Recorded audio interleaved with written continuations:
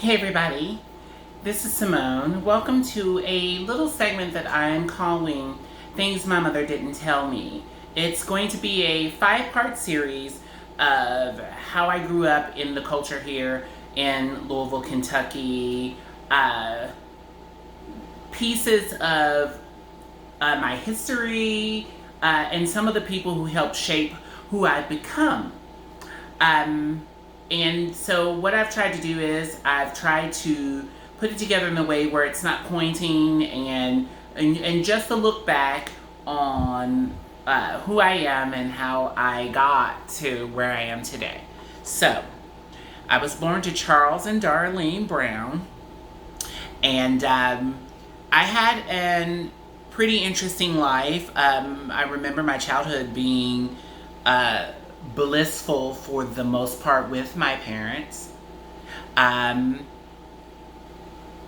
there are some things that happened in my childhood as my parents got divorced when I was around 7 or 8 years old, and we lived apart from my father. And again, I spent quite a bit of time growing up with my grandmother. So a lot of my childhood memories were at my grandmother's house. And so when I look back over my parents, although I knew that they were together, most of the time I was at my grandmother's. So seeing them together, I don't really have a lot of memories of them being together per se, but I knew that, who my mom and dad was, of course. So I do remember not living with my dad. I do remember my father being a very present face in our lives, and he did stop by and see us. He didn't throw us away when my parents got divorced, and we always saw him every Friday, like clockwork, and he always stopped by and made sure that we were good and made sure that we had what we needed.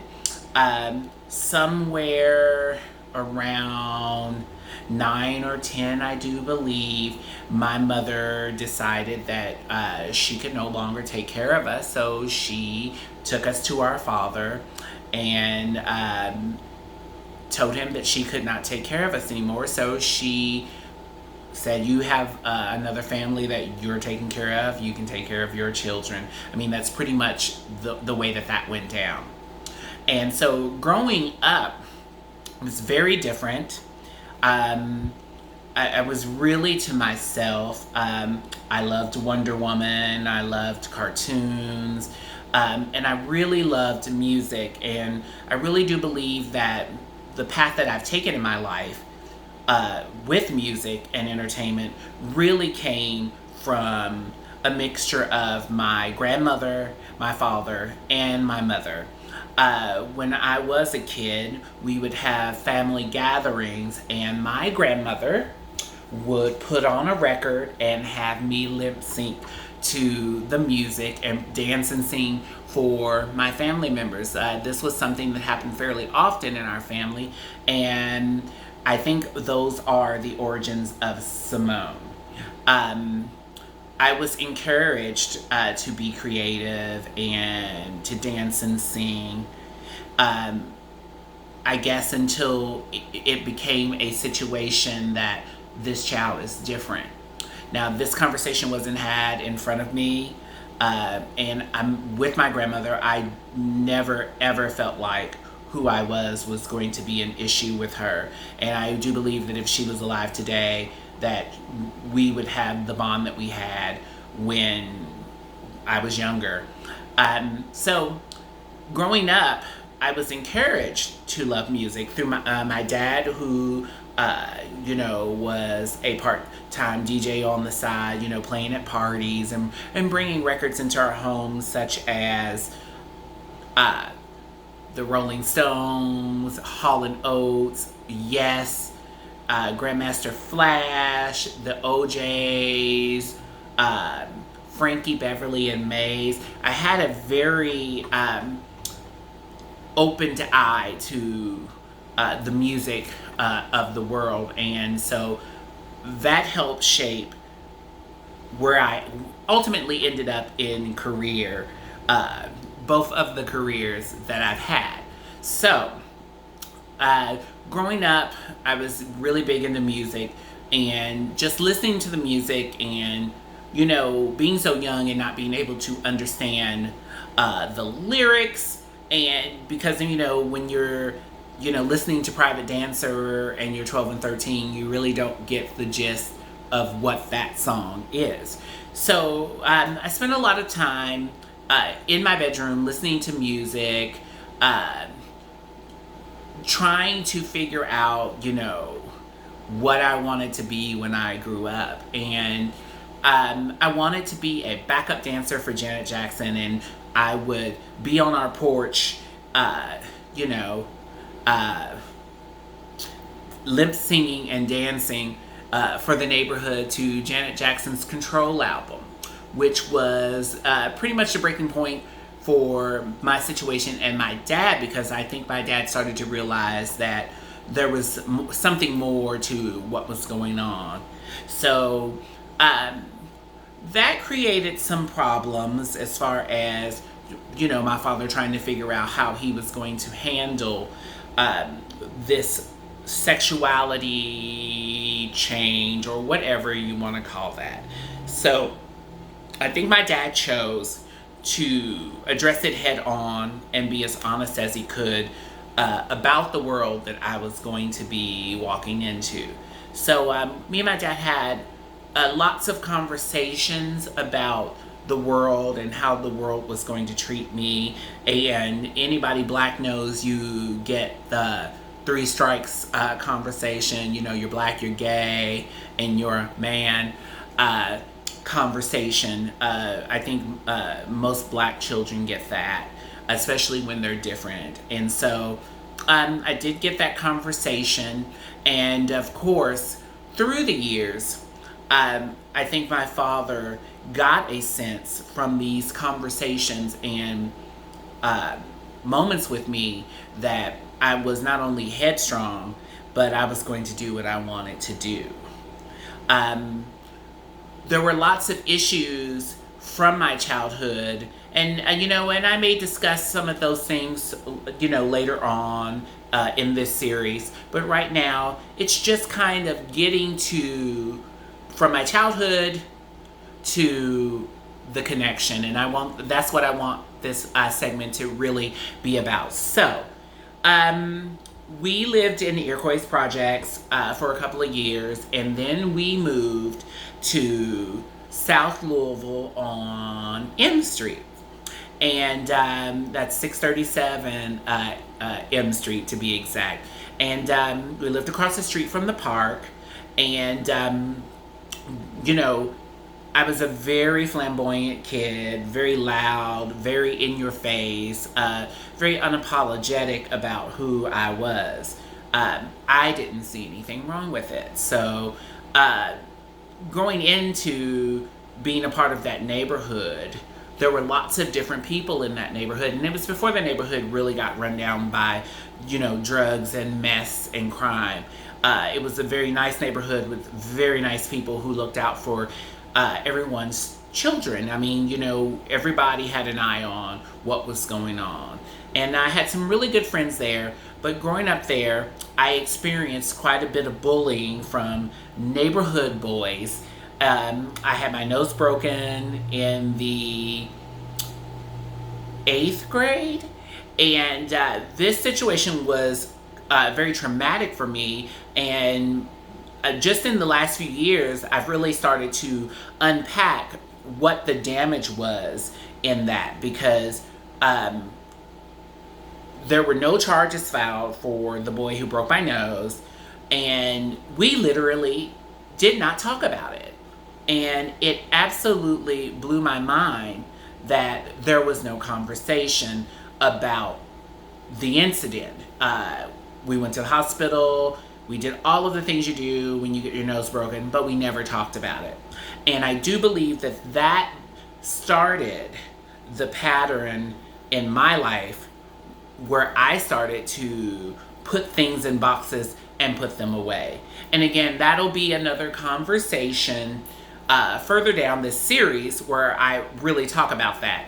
but we're talking about how I got to the connection. So after that, I began to shut things down and put them in boxes, and I was introduced to a group of kids through my good friend Tony Cork, Rhonda White, Monte Smock, Little Ron, Dominique Devereaux, a small group of friends that took me under their wing, and Kendra and Greg Green, Derek and Jeffrey, and in this group of friends, my first group of friends, we walked everywhere.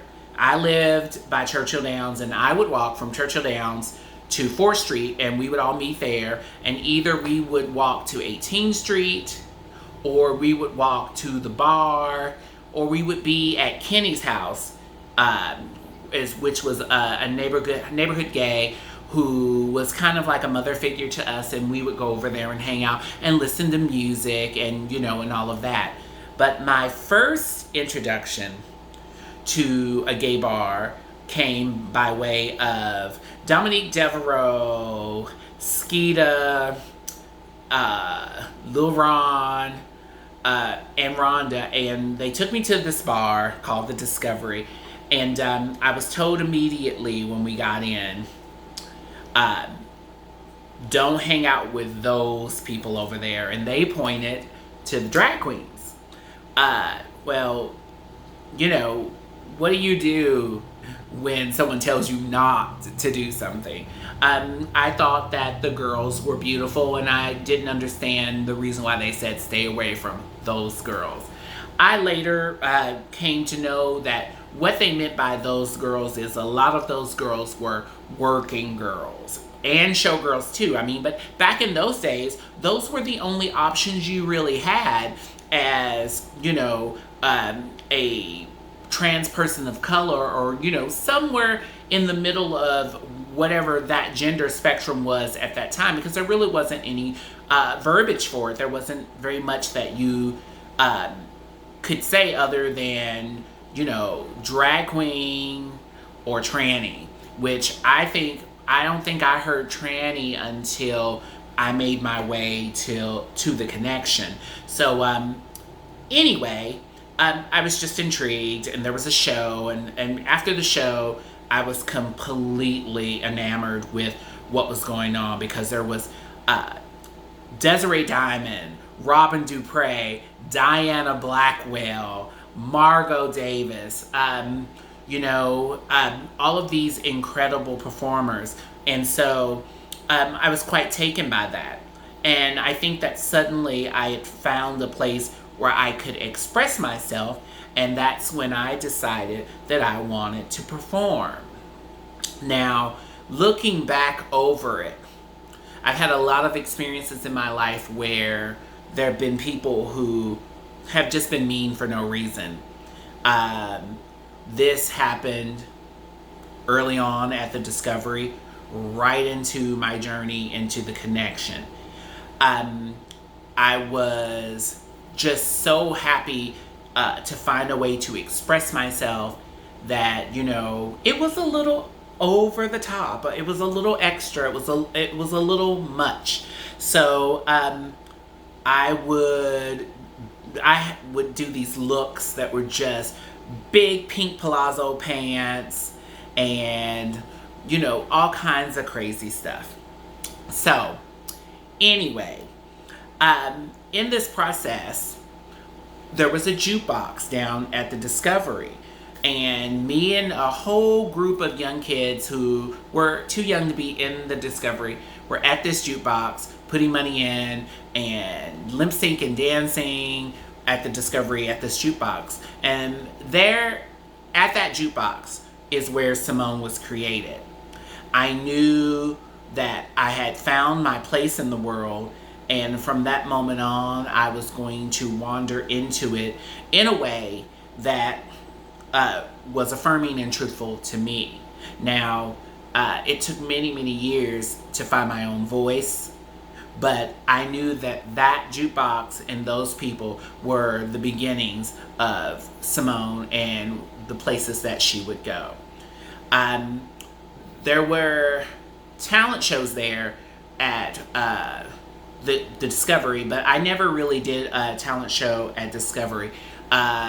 It was more of our place to get dressed up and go dance and enjoy the music. The the beginning of Simone happened the first night I saw Terry Vanessa Coleman. The connection had opened, and it was before they had a theater. It was before the patio had a roof, and the shows were being done on the dance floor. And there was this new girl that had come to town, and we went to see the show.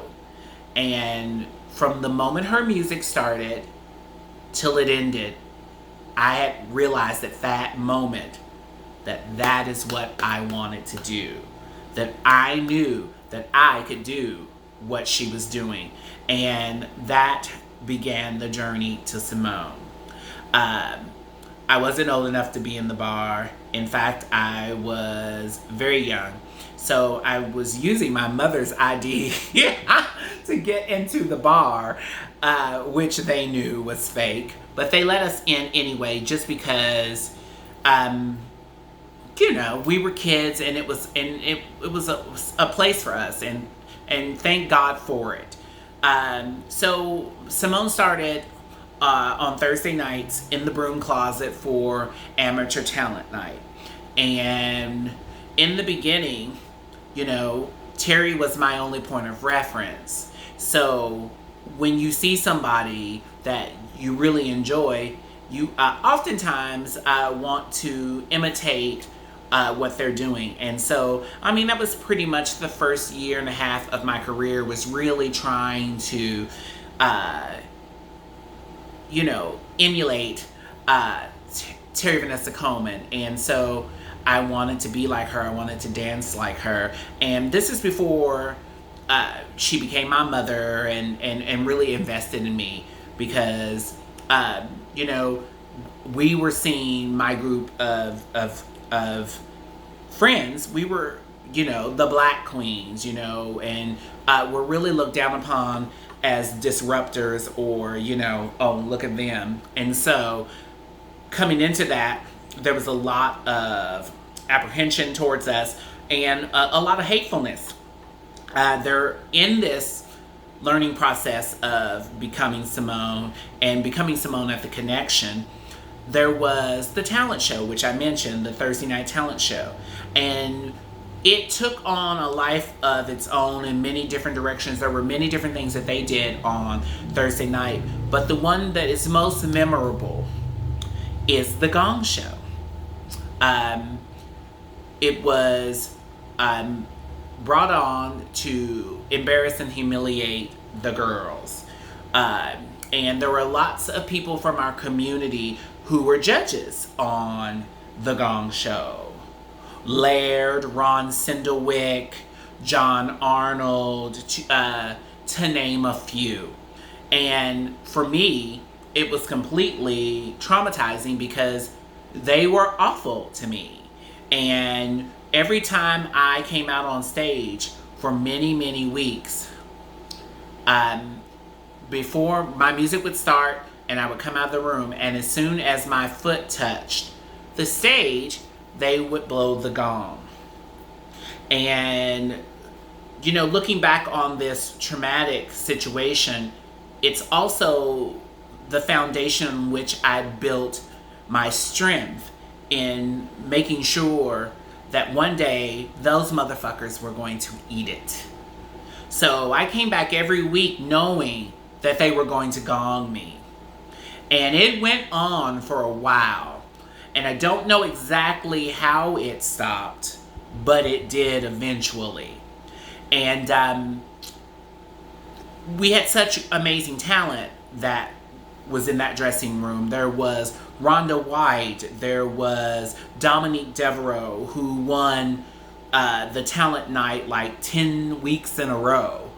Eventually they had to, stop letting her win, because you can't have a finals if this person wins every week. So I won a couple of those, but I had my mindset on greater things. I wanted to be a part of something different. I wanted to be a part of the Muses, which was Robbie Lynn, Margot Davis, Terry Vanessa Coleman, Reva Devereaux, and Eddie D. So when the showroom opened, as you can guess, we wanted to be a part of that show. We wanted to be in that show. So we worked really, really hard by learning the choreography. Me and Asia would sit in the front row of the show and do the choreography while the girls are on stage doing the shows. And with that being said, while we were doing that and just being, kids at the bar, because we were there every single night, Wednesday through Sunday, we were at the bar. Always at the bar. And back then, the Connection was so packed you could barely move. From Wednesday being stripper night, Thursday being talent night, and Friday, Saturday, and Sunday being the shows in the theater, and Tom Remix on the dance floor. Between all of that, Visions and the Missing Link Cafe, where we went to eat after the shows were over. Those were really pivotal moments in the beginnings of our careers. Me being the kind of person that I am, and anyone who knows me knows that I always take a chance on myself.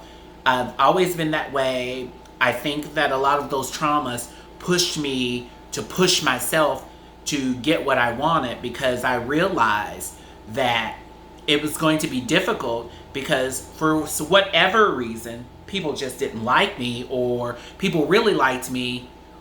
There was just no in between. Either you really liked me or you didn't. And so I would call the office every week, and Eddie would answer the phone, and I would ask for a weekend booking.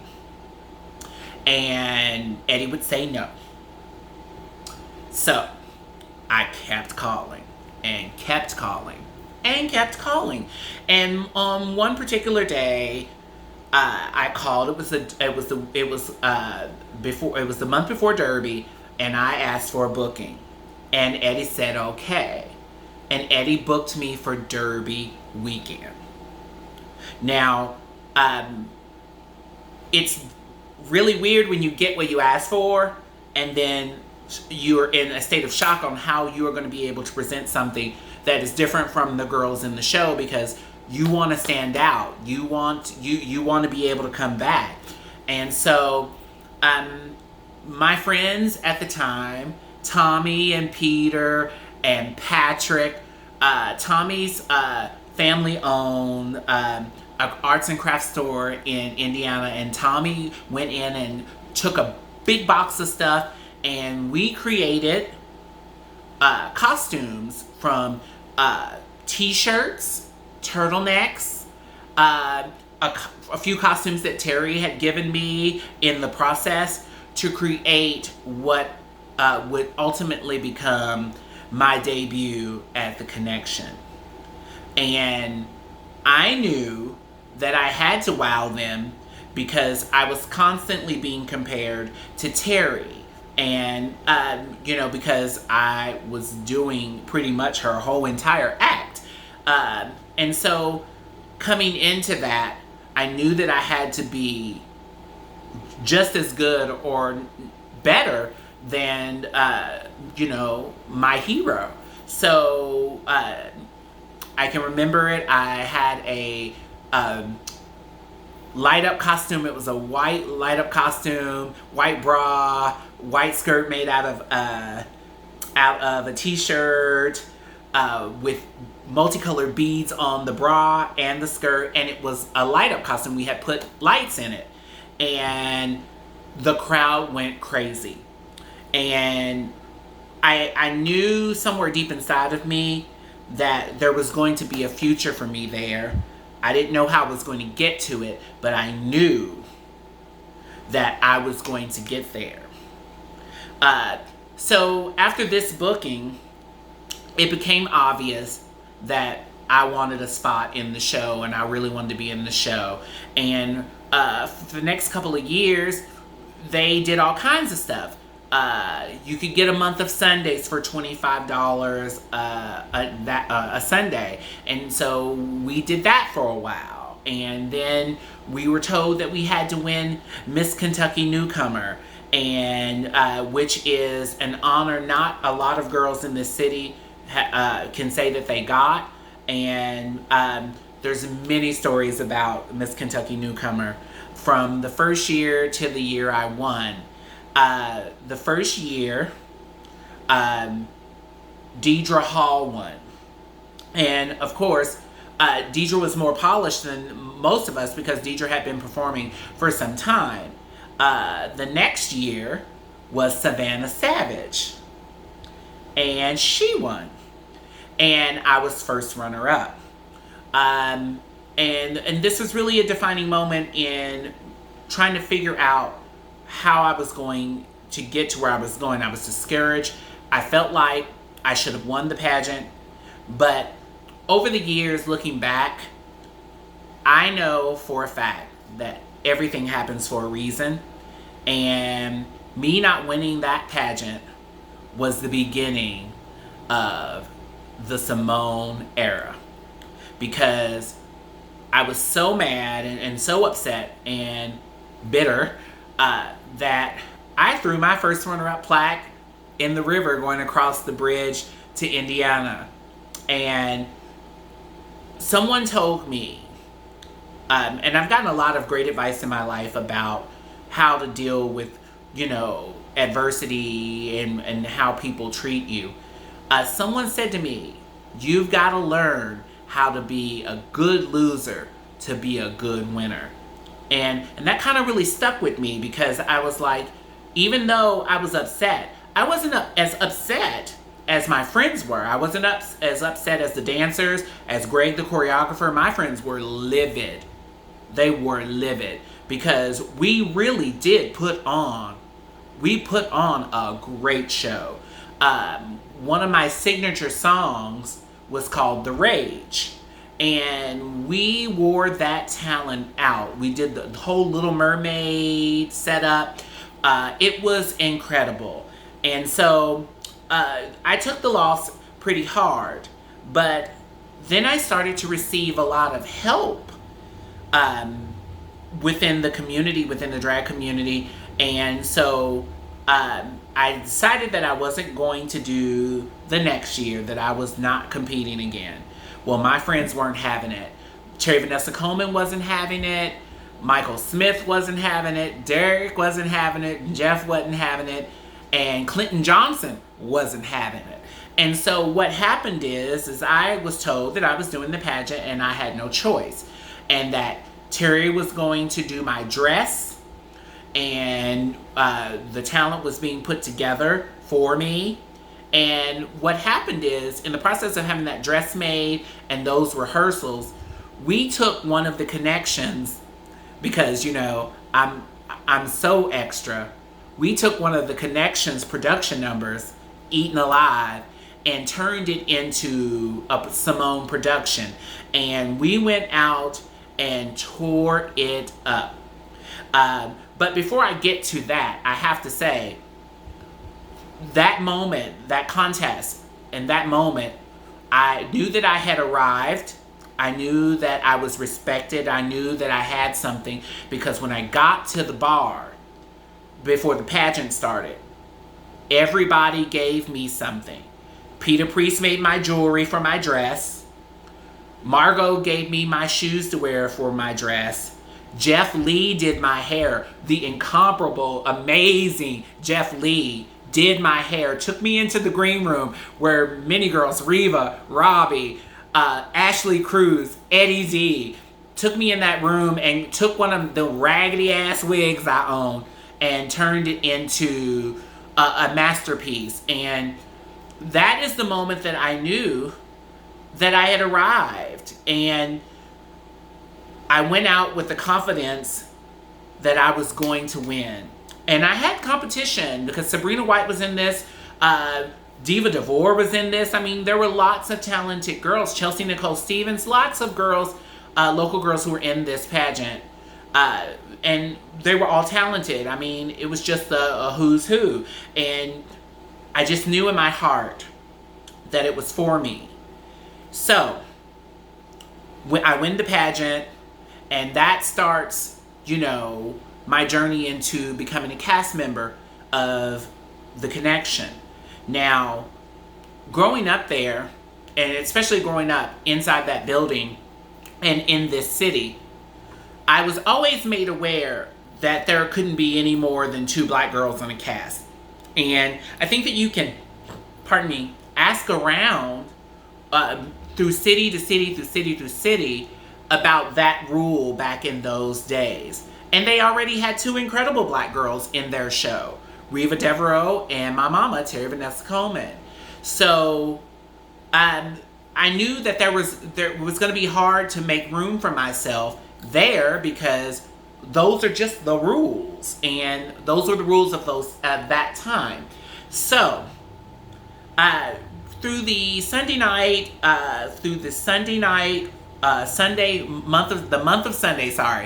month of Sundays and the occasional weekend bookings, it became very obvious that they needed to hire me on cast, because I was a good bet that, you know, it would be a great show.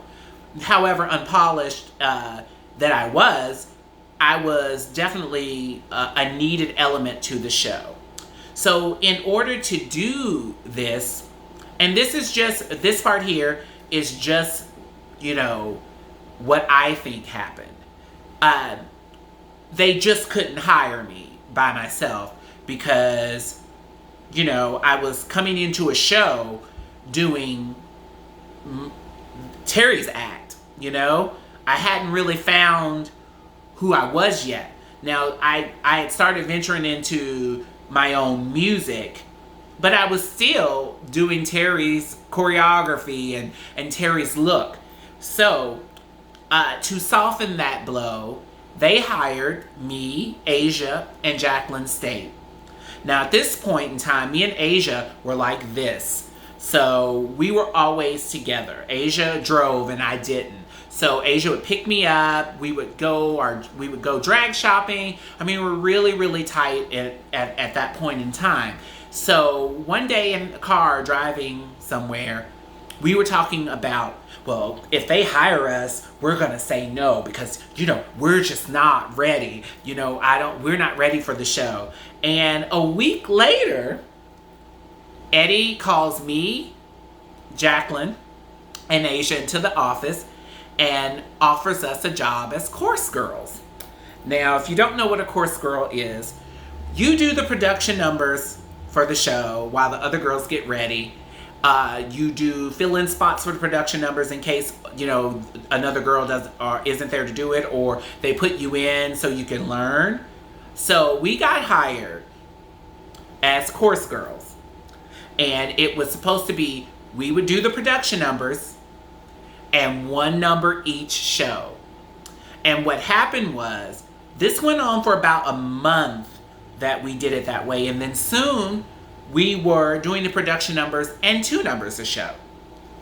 And then suddenly we were added into the show. Me and Asia, because, you know, that was our goal. Those were our goals. We didn't really, I don't know exactly what Jacqueline's goal was, but Jacqueline was extremely creative. She was a YPass student, a dancer, an artist. She could create beautiful things on her face. She had a very beautiful mug and so much talent. But Jacqueline did not stay on very long in the show, because the show is a lot of work. And when you are becoming a performer in a show like The Connection, you have to really live it. And coming into that show wasn't easy, because we were considered annoyances to the girls. In the beginning, there were certain girls who, everyone was nice, but we were young kids, and we were annoying to them, and it took them a while to warm up to us. There were a lot of closed doors in those dressing rooms. And, pretty much Robbie being, our center there, Robbie really helped us in finding our voices, and finding our way to who we were going to be in this show. So eventually, me and Asia became cast members. And this is really where the change really started, because it was a lot of work. The rehearsals, learning how to do our makeup, how to become integrated into what this show was, to become professional, and not be as wild as we were. Because the truth is that I was very reactive at a very young age. But looking back over that, that's what a 16-year-old child does. I wasn't an adult. I was a child. And I was a child in a space full of adults. And a lot of the rumors, a lot of the myth about me came out of that, because I was 15, 16 years old in a place that I shouldn't have really been. And of course, I wasn't mature enough to make mature decisions. And so it took a long time to really fall into, where I was and what I was doing. But the one thing I knew, and the one thing I knew everyone else knew, is that I was talented and that I had something to offer. And I'm thankful for Margot Davis, Robbie Lynn, Terry Vanessa Coleman, Reva Devereaux, Eddie D, and George Stinson, Alonzo Williams, all of the wonderful people, Hurricane Summers, Ashley Cruz, Mocha Montrese, Dominique Chappelle, for these people being able to become my family and to share many, many years of not only their talent, but their lives, helping me grow into the person that I've become. It was a very weird thing, is that other people were raising someone else's child, and they knew this. I also know that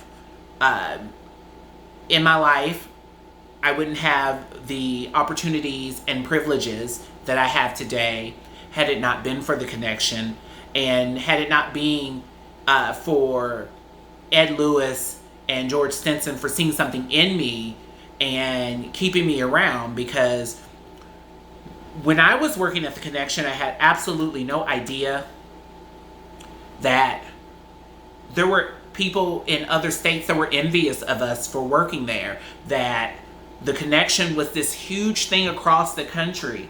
I didn't see that living in it. It was just the connection. It was my home bar. I'd never really been outside of Louisville, really, to understand the privilege and the honor it was to be able to work in a space like the connection, be able to work there, being able to grow there, being able to transition into the woman that I am there. So I, not knowing those things until later on in life, I've had, quite the epiphany when it comes to my time at the connection. I've met some incredibly brilliant people who have gone to bat for me, which, I was considered coming into this, wild and undesirable, because I was so in your face, loud and extra. And, I think that there were just people who saw me and saw that, I was a kid. Luckily for me, my really good friends, Todd and Edward, took me under their wing to teach me my makeup. Terry Vanessa Coleman helped make my costumes. And my friends, my really close friends, Rhonda, Derek, Mathis, uh, Jeffrey, Michael, Joey Pate, David Goldsmith. These people really rallied under me to make sure that I could be the best because they really believed in me. And that's how I wandered into the connection. But it wasn't an easy feat because they couldn't just hire me as Simone. They had to hire 2 other girls to make sure that this was a better situation, that I did not disrupt what was going on there. Through my journey at the connection, I was a girl who came and went. Sometimes fired, sometimes quitting, sometimes being sent to Nashville. There were lots of lessons in getting into the connection. But I will say, as part 1 of this segment, it was just really easy to throw a kid away, and those people, didn't do that. They really rallied behind me, and that getting into the doors there and becoming someone through all of the things I told you in this particular segment about getting there, being there, and finding myself. I'm thankful for it because in the process of Eddie and George taking on such a in-your-face character and allowing me a place to be safely and not be on the streets, I'm thankful for it because a lot of my friends died at very young ages. I came into the connection at almost 15 and a half, 16. By the time I was 20, about 4 or 5 of my friends had died from HIV, had become either alcoholics or drug addicts because this life is very hard.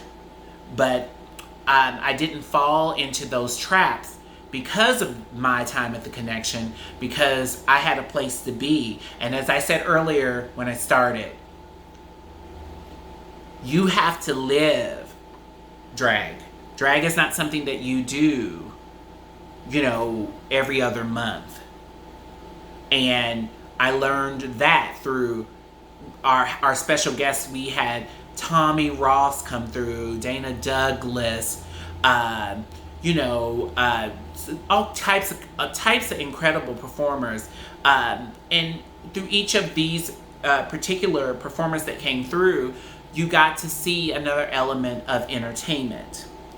Now, I don't know if this has been a helpful part of what these segments are going to be, but I just wanted to share this a little bit, and maybe I'll write out a few things that I know for the next segment that I do want to discuss. But the reason for this is that a lot of people don't know that when I came out, there was nothing on the street of the connection. It was just the connection. It was a dark street with a bright bar, and there was nothing else around us hardly.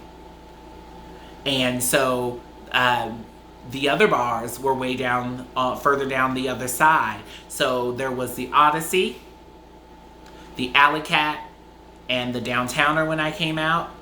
There was Tinks. So there were places for us to go, but it wasn't safe, and we had to walk in groups. There's just so much of my story that I would like to share with you. And I hope that this has been somewhat informative, and I will make sure that our next segment will be a little more in-depth about some of the trials and tribulations of being Black and trans and transitioning in a show and moving myself into the daytime and becoming legal by changing my name, my gender marker, getting a job, becoming someone that people respect and look to for their opinion. So we'll move into that and some of the elements of the systematic racism and things that I've encountered being a Black trans woman. So I hope that this was informative. I hope that this was something that people will enjoy. Please make sure that you comment. If there's things you want to know, please leave them in the comments. I want this to be a community situation, so please leave your comments and questions, and we will present another element and segment of Things My Mother Didn't Tell Me next week. My name is Victoria Simone Taylor, and I hope to talk with you soon.